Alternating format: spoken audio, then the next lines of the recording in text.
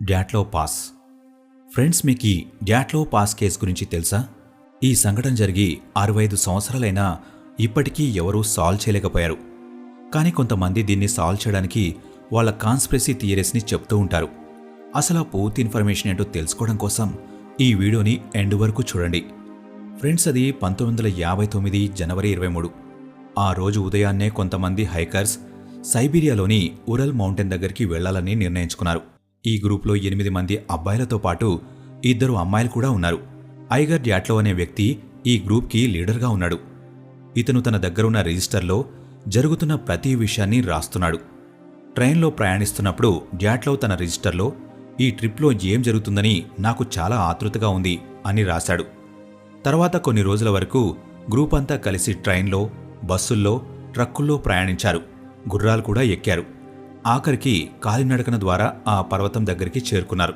జనవరి 28న Uri యుడిన్ అనే hiker ఆరోగ్యం పూర్తిగా చెడిపోయింది. అందుకే అతను తిరిగి వెళ్లిపోవాలని అనుకున్నాడు. కానీ మిగిలిన 9 మంది హైకర్స్ కష్టపడి ఆ పర్వతం దగ్గరికి వెళ్లారు. కానీ ఆ రోజు యూరీ యుడిన్ తన ఫ్రెండ్స్ని చివరిసారి కలుసుకుంటాడని అస్సలు తెలియదు.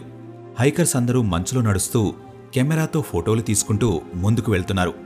డ్యాట్లో మాత్రం ప్రతి విషయం రిజిస్టర్లో రాస్తున్నాడు. ఇంతవరకు అంతా బాగానే ఉంది. వాళ్లు ఫిబ్రవరి 1న పర్వతం కింది భాగం దగ్గరికి వెళ్లారు. ఆ పర్వతాన్ని మౌంటైన్ ఆఫ్ ది డెడ్ అని పిలుస్తారు. వాళ్లు రోజంతా ఆ పర్వతాన్ని ఎక్కుతూనే ఉన్నారు. చివరికి వాళ్లు బాగా అలసిపోయి పర్వతం ఎక్కే దారిలో టెంట్స్ వేసుకుని ఒక క్యాంప్ని నిర్మించుకున్నారు. ఫ్రెండ్స్, ఇవే వాళ్ల కెమెరాలో దొరికిన ఆఖరి ఫోటోలు. రిజిస్టర్లో రాసిన చివరి పదాలు: మనుషుల నివాసానికి 100 కిలోమీటర్ల దూరంలో ఒక పర్వతం పైన ఇంత హాయిని అనుభవించడం చాలా కష్టమైన పని అని డ్యాట్లో రిజిస్టర్లో రాశాడు. దీనికి ముందు జరిగిన సంఘటనలన్నీ ఆ రిజిస్టర్లో చాలా క్లియర్గా ఉన్నాయి. కానీ దీని తర్వాత ఏం జరిగిందో ఎవరికీ తెలియదు.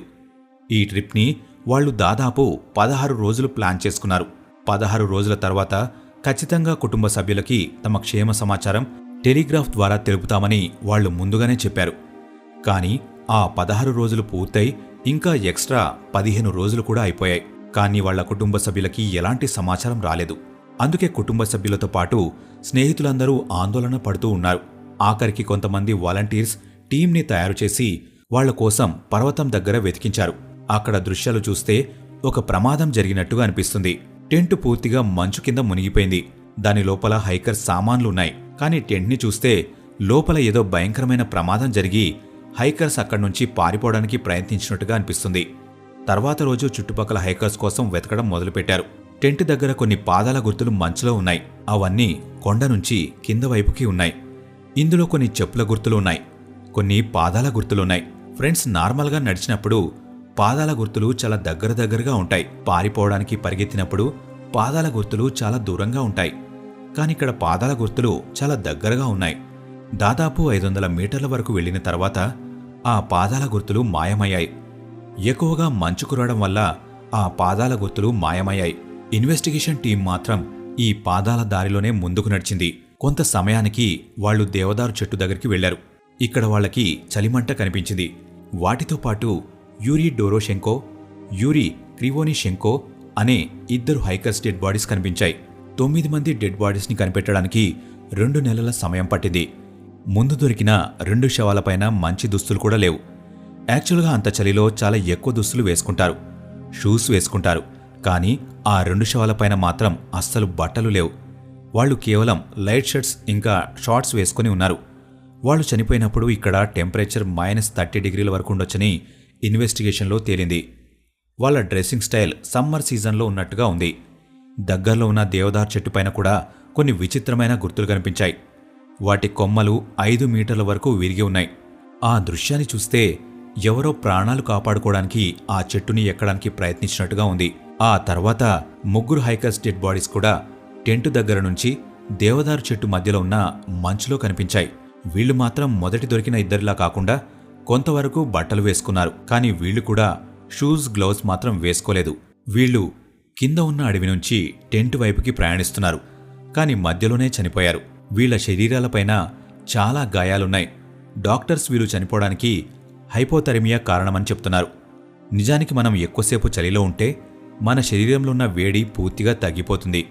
ఆ తర్వాత చనిపోయే ఛాన్స్ ఉంటుంది. ఆ కండిషన్ని హైపోథెర్మియా అంటారు. అలా ఈ ముగ్గురు చనిపోయి ఉంటారని డాక్టర్లు చెప్పారు. మిగిలిన 4 డెడ్ బాడీస్ కూడా అడవిలోనే ఒక రాయి కింద దొరికాయి. వాళ్ళ శరీరాలు దేవదారు చెట్టు నుంచి 75 మీటర్ల దూరంలో దొరికాయి. వాళ్లలో ముగ్గురికి చాలా బలమైన గాయాలు తగిలాయి. ఒకరి తల పూర్తిగా పగిలింది, 2 ఎముకలు విరిగాయి. మెడికల్ రిపోర్ట్స్ ప్రకారం వీళ్లు ఎత్తైన చోటు నుంచి పడడం వల్ల ఈ గాయాలయ్యాయని తెలిసింది. అలానే ఇది జంతువుల దాడి కూడా అయ్యుండొచ్చు. ఎందుకంటే వీళ్లలో 2 కళ్ళు బయటకు వచ్చేశాయి. ఒక మహిళ నాలుక ఊడిపోయింది.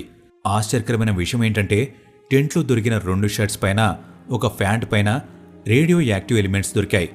ముందు నుంచే పోలీసులు వీళ్ళని ఎవరైనా చంపేశారేమో అనే అనుమానంతో ఇన్వెస్టిగేషన్ చేశారు. కానీ 28 మేన ఈ క్రిమినల్ కేసును మూసేశారు. ఎందుకంటే వీళ్ళని మర్డర్ చేసినట్టు గానీ లేదా వీళ్లలో వీళ్లే కొట్టుకుని చనిపోయినట్టు గానీ ఎటువంటి ఆధారం దొరకలేదు.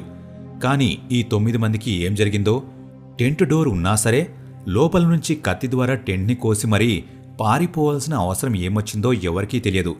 కానీ టెంట్ని కత్తితో చీల్చి మరి బయటకు వచ్చిన వాళ్ళు పారిపోకుండా ఎందుకు ఆగిపోయారు?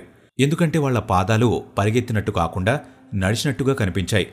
వాళ్లు బయటకు రాగానే ప్రమాదం కంట్రోల్ అయి ఉండవచ్చు. అందుకనే వాళ్లు చాలా రిలాక్స్డ్గా నడిచారు. రిపోర్ట్స్లో 9 మంది హైకర్స్లో 6 హైకర్స్ హైపోథెర్మియా వల్ల చనిపోయారని తెలిసింది. కానీ వీళ్ల డెడ్ బాడీస్ని చూసి హైపోథెర్మియా వల్ల చనిపోయారని నమ్మడం చాలా కష్టం. హైకర్స్ ఫ్యామిలీ మెంబర్స్ వీళ్లు హైపోథెర్మియా వల్ల చనిపోయారంటే ఎవరూ నమ్మలేదు. వాళ్లు సోవియట్ యూనియన్ హైకర్స్ ఎలా చనిపోయారనే విషయాన్ని దాచిపెట్టి బయటకు అబద్ధం చెప్తుందని ఆరోపించారు. ఎందుకంటే అనుమానాస్పదంగా 2 షర్ట్స్ పైన, ఒక ప్యాంట్ పైన రేడియో యాక్టివ్ మెటీరియల్ దొరికింది. అందుకనే ఎవరూ కూడా హైపోథెర్మియా వల్ల చనిపోయారని చెప్తే నమ్మలేదు. యాక్చువల్గా ఈ టైంలోనే అమెరికా సోవియట్ యూనియన్కి మధ్య కోల్డ్ వార్ జరుగుతుంది. ఈ సంఘటన జరిగిన కొన్ని సంవత్సరాల ముందే అమెరికా హిరోషిమా, నాగాసాకి పైన న్యూక్లియర్ బాంబుల దాడి చేసి ప్రపంచాన్ని ఆశ్చర్యపరిచింది. ఆ తర్వాత సోవియట్ యూనియన్ కూడా ఎన్నో న్యూక్లియర్ టెస్టులను చేయడం మొదలుపెట్టింది. అందుకనే ప్రజలందరూ సోవియట్ యూనియన్ సైలెంట్గా ఈ పర్వతం పైన న్యూక్లియర్ టెస్టు చేసి ఉంటుందని, ఆ రేడియేషన్ వల్లే 9 మంది హైకర్స్ చనిపోయి ఉంటారని, కానీ సోవియట్ యూనియన్ మాత్రం వీళ్ల మరణానికి హైపోథెర్మియా కారణమని చెప్తుందని ప్రజలు అనుమానాలు వ్యక్తం చేశారు. ఇన్వెస్టిగేషన్ టీం ఈ కేసుని ఎన్నో విధాలుగా విచారిస్తుంది. ఒకానొక సమయంలో వీళ్ల చావుకి మంచు కూలడం కారణంగా చూపించారు. రాత్రిపూట మంచు కూలడం చూసిన హైకర్స్ టెంటును చించి పారిపోవడానికి ప్రయత్నించి ఉండవచ్చు.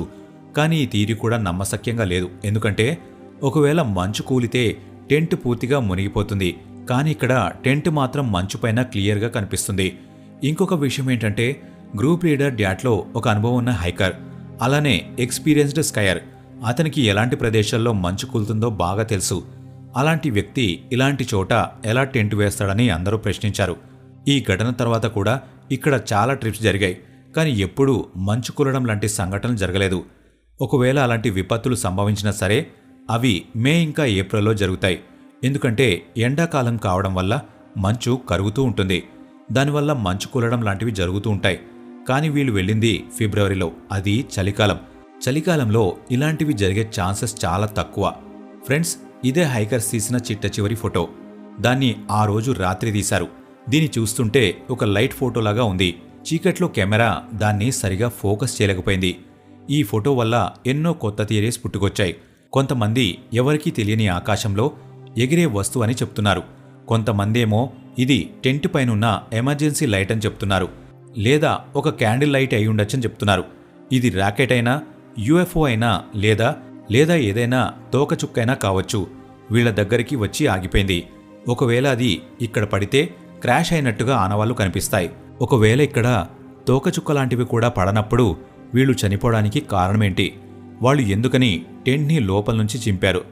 వాళ్లలో కొంతమందికి పెద్ద పెద్ద గాయాలు ఎలా అయ్యాయి? ఇంత చలిలో కూడా వాళ్ళు తక్కువ బట్టలు వేసుకోవడానికి కారణమేంటి? వీటి గురించి తెలుసుకోవడానికి టెంట్ని సరిగ్గా పరిశీలించాలి. ఫ్రెండ్స్, నిజానికి టెంట్ పక్కన ఒక పైపు ఉంది. లోపలున్న గాలి బయటకు రావడానికి దీన్ని నిర్మించారు.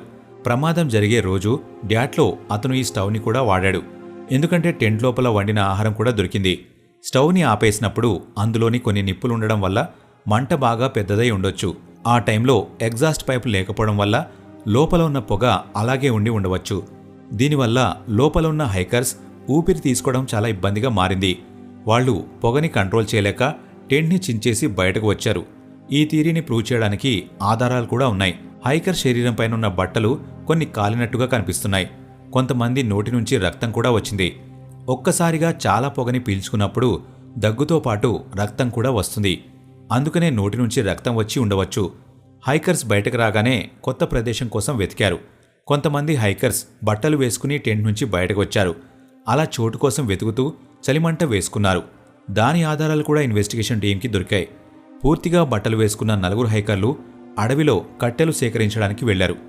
అక్కడొక చిన్న ప్రమాదం జరిగి మంచు కూలి వాళ్లు రాళ్ల కింద పడిపోయారు. అక్కడి నుంచి పడిపోవడం వల్ల వీళ్లకి చాలా పెద్ద గాయాలయ్యాయి. తల పగిలిపోయింది, ఎముకలు విరిగిపోయాయి. తక్కువ బట్టలు వేసుకున్న 2 హైకర్స్ దేవదారు చెట్టు దగ్గర ఉండిపోయారు. మిగిలిన 3 హైకర్లు టెంట్ దగ్గరికి వెళుతూ చలిలో ఉండి చనిపోయారు. చలిమంట వేసుకున్న 2 హైకర్స్ కూడా మంట ఆగిపోవడం వల్ల చనిపోయారు. అక్కడ దొరికిన రేడియో యాక్టివ్ పార్టికల్స్ గురించి మాట్లాడుకుంటే ప్రతి వస్తువు కూడా ఎంతో కొంత రేడియో యాక్టివ్ మెటల్తో తయారవుతుంది.